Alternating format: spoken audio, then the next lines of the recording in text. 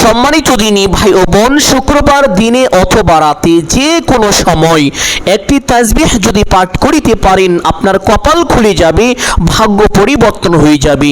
নবীজি সাল্লাল্লাহু আলাইহি ওয়াসাল্লাম নিজে এই দোয়াটি পাঠ করিতেন, সাহাবীরা শুনেছেন। সুবহানাল্লাহ। এই দোয়াটি যারা পাঠ করে আল্লাহ তাআলা তাদের ব্যাপারে এইভাবে বলেন যে এক সময় সে আমার এমন প্রিয় পাত্র হয়ে যায়, আমি তার চোখ হয়ে যাই যা দিয়ে সে দেখে, আমি তার হাত হয়ে যাই যা দিয়ে সে ধরে, আমি তার কান হয়ে যাই যা দিয়ে সে শোনে, আমি তার পা হয়ে যাই যা দিয়ে সে চলে। সে যদি আমার কাছে কোনো কিছু চায়, আমি অবশ্যই তাকে তা দান করে থাকি। সে যদি আমার কাছে আশ্রয় চায়, আমি অবশ্যই তাকে আশ্রয় দিয়ে থাকি। সুবহানাল্লাহ। সম্মানিত দিনী ভাই ও বোন, আল্লাহ তাআলা পবিত্র কোরআনুল কারীমের মধ্যে বলেছেন, ফাইযা কুদিয়াতিস সালাতু ফান্তাশিরু ফিল আরদি ওয়াবতাগু মিন ফাদলিল্লাহ ওয়াযকুরুল্লাহা কাসীরান লাআল্লাকুম তুফলিহুন। আল্লাহ বলেন, যখন তোমরা সালাত শেষ করবে, সালাত শেষ হওয়ার পরে তোমরা পৃথিবীতে ছড়িয়ে ছিটিয়ে পড়বে, আমার অনুগ্রহকে অনুসন্ধান করবে। সুবহানাল্লাহ। আল্লাহ রাব্বুল আলামিন আরো বলেন, এবং বেশি বেশি আমি আল্লাহকে তোমরা স্মরণ করবে যাতে তোমরা সফল হতে পারো। সম্মানিত দিনী ভাই ও বোন, কোরআনের এই আয়াত থেকে বোঝা যায় শুধুমাত্র টাকা পয়সা রুজি রোজগার করলেই ধনী হওয়া যাবে না, সফলতা অর্জন করা যাবে না। সফল হতে গেলে আমলের প্রয়োজন আছে। সফল হতে গেলে আল্লাহকে বেশি বেশি স্মরণ করতে হবে, আর এই সমস্ত আমলই হলো আল্লাহকে স্মরণ করার একটি মাধ্যম। সুবহানাল্লাহ। সম্মানিত দিনী ভাই ও বোন, হযরত আবু হুরায়রা রাদিয়াল্লাহু তাআলা আনহু থেকে বর্ণিত পবিত্র হাদিসের মধ্যে এসেছে, নবীজি সাল্লাল্লাহু আলাইহি ওয়াসাল্লাম বলেন যে আল্লাহ তাআলা বলেছেন, হে আদম সন্তান, আমার ইবাদতের জন্য তোমরা ঝামেলা মুক্ত হও, তাহলে আমি তোমাদের অন্তরকে প্রাচুর্য দিয়ে ভরে দিব এবং তোমাদের দারিদ্রতাকে ঘুচিয়ে দিব। আর যদি তা না করো, তাহলে আমি তোমাদের হাতকে ব্যস্ততায় ভরে দিব, তোমাদের অভাব অনটন দূর করব না, তোমাদের দারিদ্রতাকে ঘুচিয়ে দিব না। নাউযুবিল্লাহ। সম্মানিত দিনী ভাই ও বোন, এই জন্য যখন এই আমলটি করিবেন, দুনিয়ার সমস্ত ব্যস্ততা ত্যাগ করে, দুনিয়ার সকল কাজ ফেলে রেখে একমাত্র আল্লাহকে সন্তুষ্টি করার জন্য এই আমলটি করবেন। যদি করতে পারেন, আপনার কপাল খুলে যাবে, ভাগ্য পরিবর্তন হয়ে যাবে, জীবনের সকল অভাব অনটন দুঃখ কষ্ট পেরেশানি বিপদ আপদ বালা মুসিবত সাথে সাথে দূর হয়ে যাবে, জীবনের সমস্ত গুণ আল্লাহ তাআলা ক্ষমা করে দিবেন, আপনাকে একেবারে নিষ্পাপ মাসুম বানিয়ে দিবেন। সুবহানাল্লাহ। সম্মানিত দিনী ভাই বোন, এই আমলের তিনটি বিশেষ ফজিলত রয়েছে। এক নম্বর ফজিলত হলো, এই আমলটি যারা করবে আল্লাহ তাআলা তার জীবনের পিছনের এবং সামনের সমস্ত গুনাহ খাতা ক্ষমা করে দিবেন। দুই নম্বর ফজিলত হলো, আল্লাহ তাআলা তার জীবন থেকে সকল প্রকার অভাব অনটন সকল দারিদ্রতাকে ঘুচিয়ে দিবেন। তিন নম্বর পুরস্কার হলো, মহান আল্লাহ তাআলা ওই ব্যক্তির কামাই রুজি ব্যবসা বাণিজ্যে, ওই ব্যক্তির বাড়ি ঘর সংসারে প্রচুর পরিমাণ বরকত এবং উন্নতি দান করিবেন। সুবহানাল্লাহ। সম্মানিত দিনী ভাই বোন, নবীজি সাল্লাল্লাহু আলাইহি ওয়াসাল্লাম এই আমলটি করেছেন, সাহাবীরা শুনেছেন, অত্যন্ত কার্যকরী পাওয়ারফুল একটি আমল। এই আমলটি কখন করিবেন, কিভাবে করিবেন, প্রত্যেকটি বিষয় আপনাদেরকে সুস্পষ্টভাবে বলে দিব। সকলেই গভীর মনোযোগ দিয়ে শুনবেন ইনশাআল্লাহ। অনেকে অভাবগ্রস্ত, ঋণগ্রস্ত, লক্ষ লক্ষ কোটি কোটি টাকা ঋণ করে ফেলেছেন, অনেক চেষ্টা করেছেন, ঋণ পরিশোধ করতে পারছেন না। এই ছোট্ট আমলটি শুক্রবার দিনে অথবা রাতে যে কোনো সময় যদি করতে পারেন, অবশ্যই আল্লাহ তাআলা কুদরতিভাবে আপনার সমস্ত ঋণকে পরিশোধ করে দিবেন, যদিও আপনার ঋণের পরিমাণ পাহাড় সমানও হয়ে থাকে। সুবহানাল্লাহ। সম্মানিত দিনী ভাই ও বোন, অনেকেই অনেক রকম সমস্যায় জর্জরিত হয়ে আছেন। অনেকেই আছেন যাদের সন্তানাদি হচ্ছে না, অনেক ডাক্তার দেখিয়েছেন, কবিরাজ দেখিয়েছেন, বিভিন্ন রকমের চিকিৎসা নিয়েছেন, অনেক আমল করেছেন, অনেক দোয়াও করেছেন, কিন্তু কোনোভাবেই আপনার সন্তান হচ্ছে না।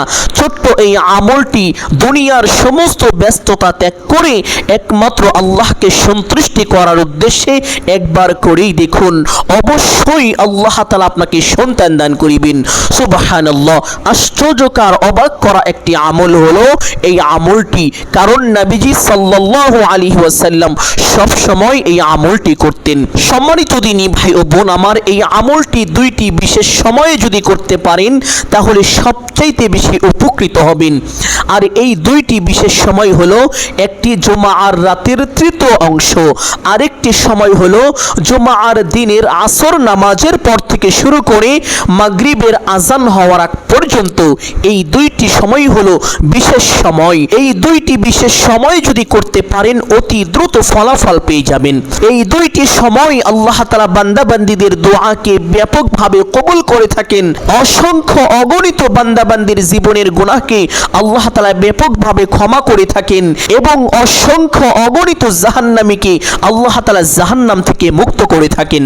সুবহানাল্লাহ। সম্মানিত দিনী ভাই ও বোন, যদি এই আমলটি আপনি জুমার দিন শেষ রাতে তথা রাতের তৃতীয় অংশে করেন তাহলে তাহাজ্জুদের নামাজ পড়ে এই আমলটি করবেন। তাহাজ্জুদের নামাজ কিভাবে পড়তে হয়, কোন সময় পড়তে হয়, প্রত্যেকটি বিষয় নিয়ে একটি ভিডিও আছে। এই ভিডিওর লিংক এই ডেসক্রিপশনে দিয়ে দিব।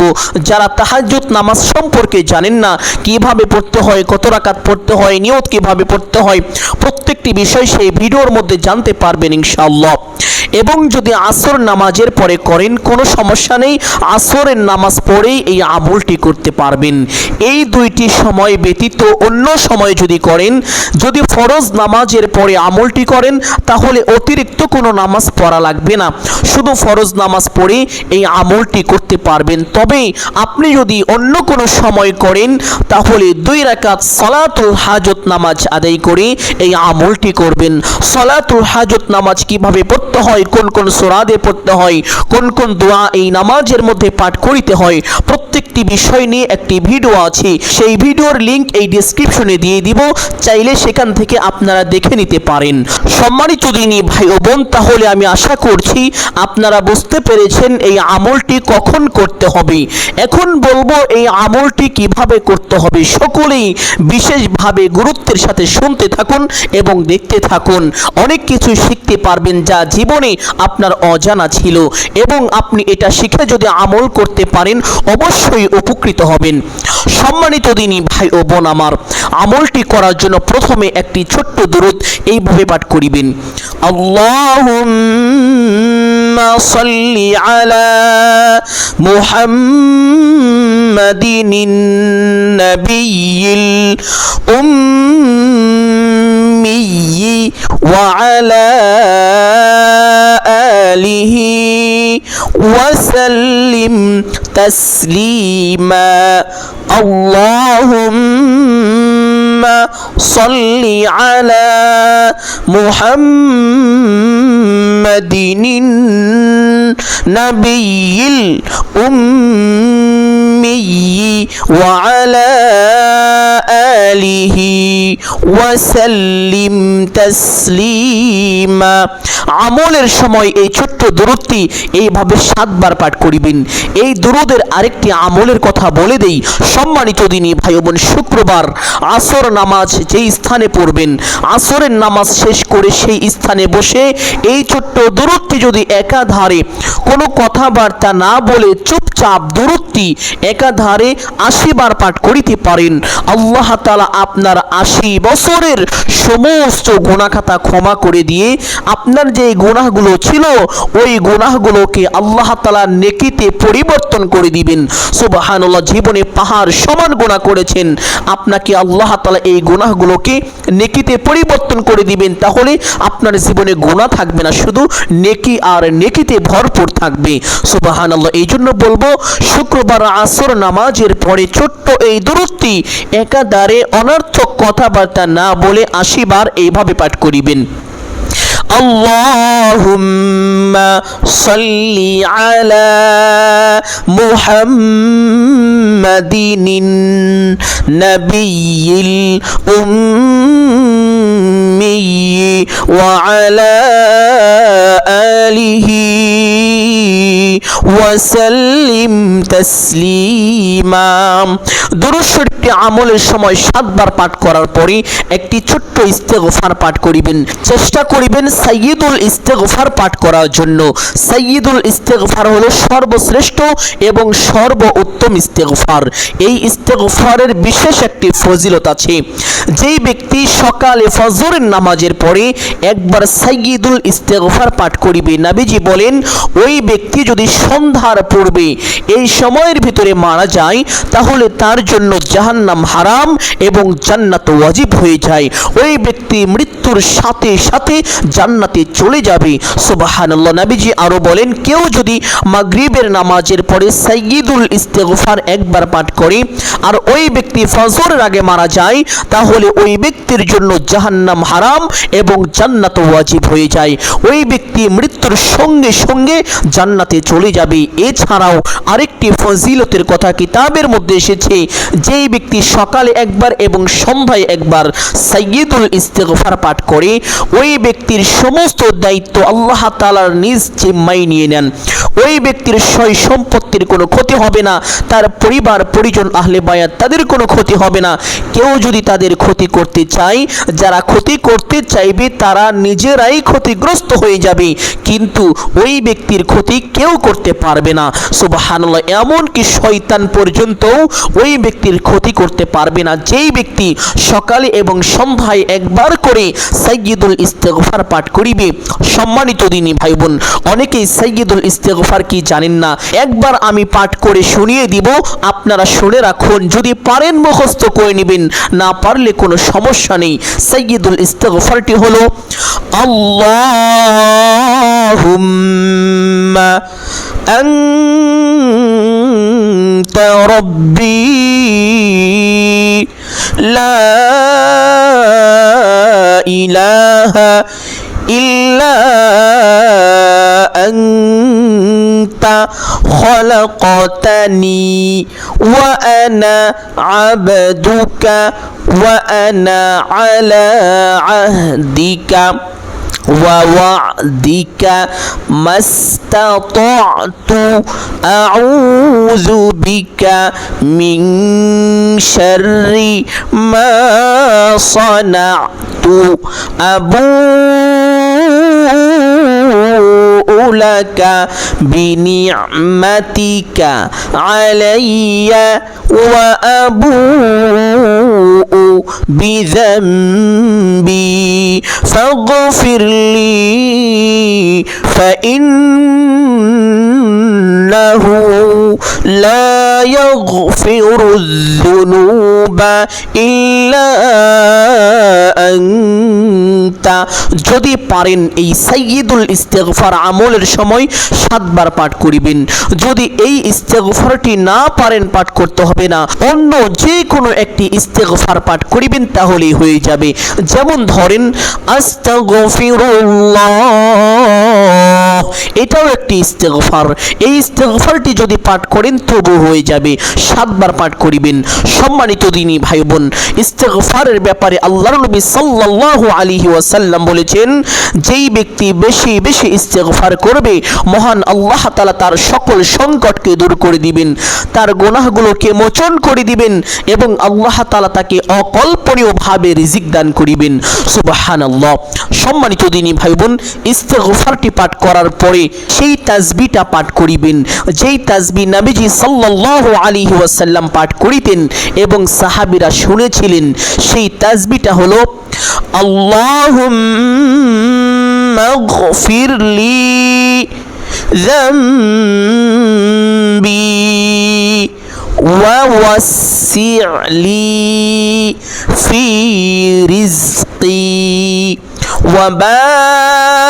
وبارك لي فيما رزقتني। এই তাসবিহের অর্থ হলো, হে আল্লাহ, আপনি আমার গুনাহগুলোকে মোচন করে দিন, আমার ঘরকে প্রশস্ত করে দিন এবং আমার রিজিকের মধ্যে বরকত দান করে দিন। সুবহানাল্লাহ। এই 3টি কথা কেউ যদি আল্লাহকে এইভাবে বলেন তাহলে আল্লাহ কি তার ঘরকে প্রশস্ত করবেন না, তার অভাবকে দূর করবেন না, তার গুনাহকে মোচন করবেন না? অবশ্যই করবেন। কারণ নবীজি সাল্লাল্লাহু আলাইহি ওয়াসাল্লাম নিজেই তো আল্লাহ তাআলার কাছে এই দোয়ার মাধ্যমে সাহায্য চেয়েছেন। সুবহানাল্লাহ। দোয়াটি আরো একবার বলছি, اللهم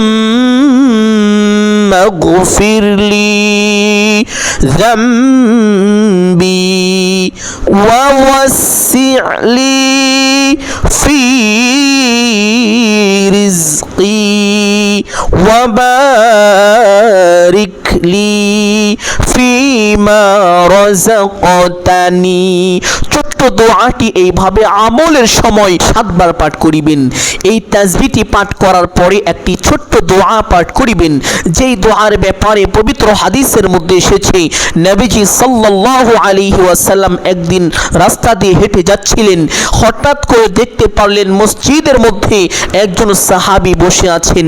নবীজি সন্দেহ করলেন যে এই সাহাবী হয়তো ওই সাহাবী হবে। অতঃপর নবীজি সাল্লাল্লাহু আলাইহি ওয়াসাল্লাম মসজিদে চলে গেলেন, গিয়ে দেখতে পারলেন যেই সাহাবীকে সন্দেহ করেছিলেন ঠিক সেই সাহাবী বসে আছেন। সাহাবীকে জিজ্ঞেস করলেন, ও সাহাবী, এখন তো নামাজের সময় হয়নি, তুমি কেন মসজিদের মধ্যে একা একা বসে আছো? সাহাবী বললেন, ইয়া রাসূলুল্লাহ সাল্লাল্লাহু আলাইহি ওয়াসাল্লাম, আমি টেনশনের মধ্যে আছি, আমি দুশ্চিন্তার মধ্যে আছি, অভাব অনটন আমাকে একেবারে চেপে ধরেছে, আমার উপরে ভর করেছে, আমি ঋণগ্রস্ত ইয়া রাসূলুল্লাহ, খুব পেরেশানির মধ্যে আছি।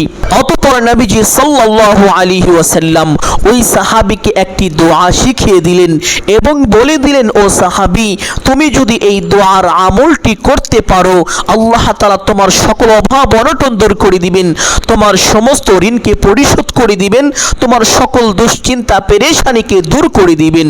সুবহানাল্লাহ। সাহাবী বাড়িতে চলে গেলেন, গিয়ে এই আমলটি করতে লাগলেন। অল্প কয়েকদিনের ভিতরে সাহাবী রাতারাতি ধনী হয়ে গেলেন, তার অভাব অনটন দুঃখ কষ্ট পেরেশানি দুশ্চিন্তা দূর হয়ে গেল।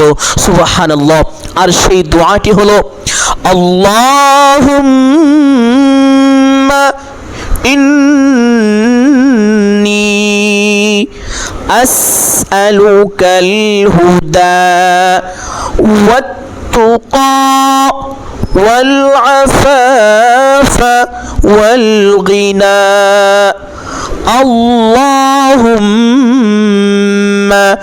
إني أسألك الهدى والتقى والعفاف والغنى। ছোট্ট এই দোয়াটি এইভাবে 7 বার পাঠ করিবেন। সম্মানিত দিনী ভাই ও বোন আমার, শুক্রবারে আরেকটি বিশেষ আমলের কথা বলে দিব। আমরা সকলেই যারা মুসলমান রয়েছে কম বেশি আমাদের ঘর থেকে পুরুষ মানুষ যারা রয়েছেন তারা 2-1 হলেও মসজিদে যান জুমার নামাজ আদায় করার জন্য। এই সময় একটি ছোট্ট কাজ করবেন। 10 টাকা, 5 টাকা, 20 টাকা, 100 টাকা, আপনার সাধ্য অনুযায়ী 2 টাকা হলেও আপনি যতটুকু পারেন মসজিদে নিয়ে যাবেন, খালি হাতে যাবেন না।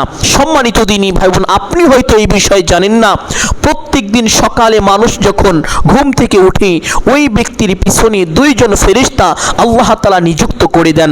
একজন ফেরেশতা হলো রহমতের, আরেকজন ফেরেশতা হলো গজবের। ওই 2 জন ফেরেশতা আপনার পিছনে সারাদিন ঘোরে।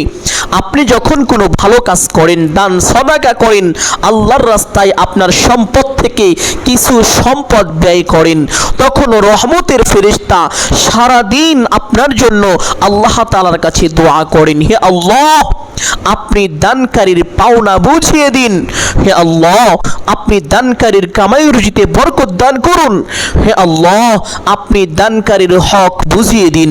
সুবহানাল্লাহ। আর যদি আপনি কোনো ভালো কাজ না করেন, আল্লাহর রাস্তায় আপনার সম্পদ থেকে কিছু সম্পদ ব্যয় না করেন, আপনার সাধ্য অনুযায়ী ব্যয় না করেন, তাহলে ওই গজবের ফেরেশতা আপনার জন্য সারা দিন শুধু লানত দিতে থাকে, বদদুয়া করতে থাকে।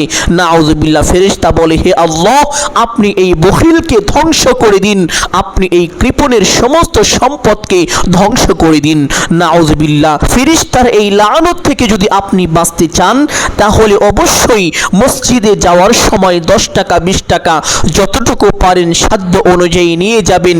যাওয়ার পথে দেখবেন অনেক ভিখারি বসে থাকে, অনেক ফকির মিসকিন এতিম গরিব অসহায় লোকজন বসে হাত পেতে সাহায্য চায়, বলে আল্লাহর রাস্তে আমাকে কিছু সাহায্য করো। তাদেরকে অবশ্যই আপনি সাধ্য অনুযায়ী কিছু সাহায্য করিবেন। এবং মসজিদে যখন দান বাক্স চালিয়ে দেয়, যখন মসজিদের কিছু লোকজন দাঁড়িয়ে যায় আল্লাহর ঘরের জন্য কিছু চাই, তখন আপনার সাধ্য অনুযায়ী যতটুকু থাকবে আল্লাহর ঘরের মধ্যে দান করে দিবেন। এতে কি হবে? আপনার সন্তান সন্ততি, সম্পদ সম্পত্তি, স্ত্রী পরিবার সকল কিছুকে আল্লাহ তাআলা হেফাজত করিবেন। তাদের উপর থেকে সকল প্রকার বিপদ আপদ বালা মুসিবতকে আল্লাহ তাআলা সাথে সাথে দূর করে দিবেন। সুবহানাল্লাহ। সম্মানিত দিনী ভাই ও বোন, এই ভালো কাজটি প্রতিদিন একবার করে হলেও করার চেষ্টা করিবেন। যদি না পারেন শুক্রবারের দিন অন্তত পক্ষে হলেও অবশ্যই করিবেন। এতে আপনার কামাই রুজিতে প্রচুর পরিমাণ বরকত হবে। সুবহানাল্লাহ। সম্মানিত দিনী ভাই বোন, যে কথা বলতেছিলাম, দোয়াটি 7 বার পাঠ করিবেন।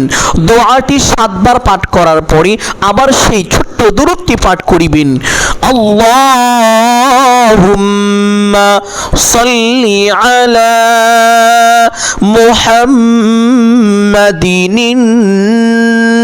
নাবিয়্যিল উম্মি ওয়া আলা আলিহি ওয়া সাল্লিম তাসলিমা।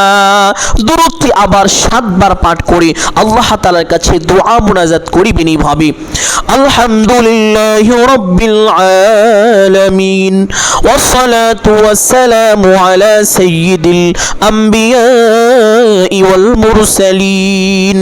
অতঃপর আপনার যাহা কিছু প্রয়োজন সমস্ত কিছু আল্লাহ তাআলার কাছে চাইবেন। চাওয়া শেষ করে একবার বলবেন, হে আল্লাহ, আপনার হাবিবের উসিলা করে আমার দোয়া মুনাজাত কবুল করুন। আমার জন্য এই দুনিয়াতে যত কল্যাণ আছে সমস্ত কল্যাণ আমাকে দান করুন, এবং যত অকল্যাণ আছে সমস্ত অকল্যাণ থেকে আমাকে হেফাজত করুন। অতঃপর 3 বার এইভাবে বলবেন, আমিন আমিন আমিন বিরহমাতিকা ইয়া আরহামার রাহিমিন। দোয়া মুনাজাত শেষ করে সাথে সাথে একবার পড়বেন সাল্লাল্লাহু আলাইহি ওয়াসাল্লাম। আপনার দোয়া আল্লাহ তাআলার আরশে আযমে পৌঁছে যাবে, আপনার দোয়া কবুল আর মঞ্জুর হয়ে যাবে। এইভাবে প্রতি শুক্রবারে এই আমলটি যদি একবার করে করতে পারেন, আপনার কপাল খুলে যাবে।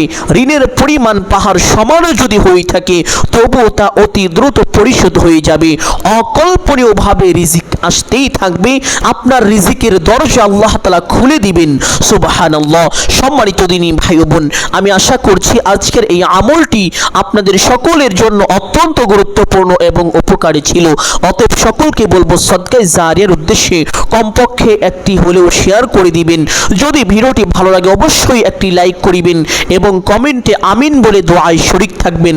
যারা এই চ্যানেলে নতুন দর্শক রয়েছেন চেষ্টা করিবেন চ্যানেলটি সাবস্ক্রাইব করে রাখার জন্য। আল্লাহ তাআলা সকলকে ভালো রাখুন, সুস্থ রাখুন, জানে মালিক কামাই রুজিতে প্রচুর পরিমাণ বরকত দান করুন। সকলেই বলি আমিন সুম্মা আমিন। আসসালামু আলাইকুম ওয়া রাহমাতুল্লাহি ওয়া বারাকাতুহু।